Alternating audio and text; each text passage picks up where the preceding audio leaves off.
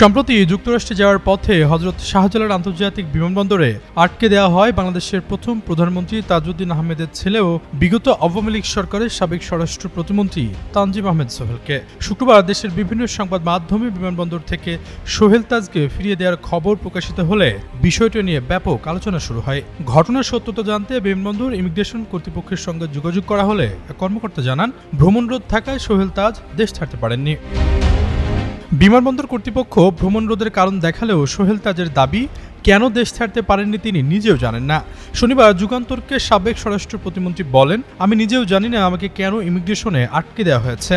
গত 1 বছরে আমি বেশ কয়েকবার বিদেশে ভ্রমণ করেছি। সবশেষ গত জুন মাসেও যুক্তরাষ্ট্রে গিয়েছিলাম, তখন কোনো সমস্যা হয়নি। এই ঘটনায় বিস্ময় প্রকাশ করে তিনি বলেন, আমি খুব অবাক হয়েছি। বিষয়টি নিয়ে আমি যথাযথ কর্তৃপক্ষের সঙ্গে যোগাযোগ করছি। এর আগেও একই কথা বলেন সোহেল তাজের বোন মাহজাবিন আহমেদ মিমি। সংবাদ মাধ্যমকে তিনি জানান, বুধবার যুক্তরাষ্ট্রের উদ্দেশ্যে পাড়ি জমানোর জন্য নিজ বাসা ত্যাগ করেন সোহেল তাজ। তবে কেন তাকে দেশ ছাড়তে দেওয়া হয়নি তার কিছু জানেন না তিনি।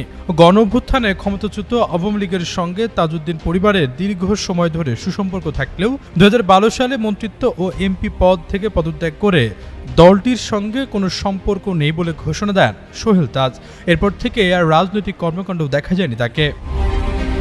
সোহেল তাজ 2001 ও 2008 সালে আওয়ামী লীগের প্রার্থী হিসেবে গাজীপুর 4 আসন থেকে 2 বার সংসদ সদস্য নির্বাচিত হন। 2009 সালে শেখ হাসিনার নেতৃত্বাধীন মন্ত্রিসভায় স্বরাষ্ট্র প্রতিমন্ত্রীর দায়িত্ব পান তিনি। তবে মাত্র 5 মাসের মাথায় 2009 সালের 31 মে ব্যক্তিগত কারণ দেখিয়ে মন্ত্রিসভা থেকে পদত্যাগ করেন।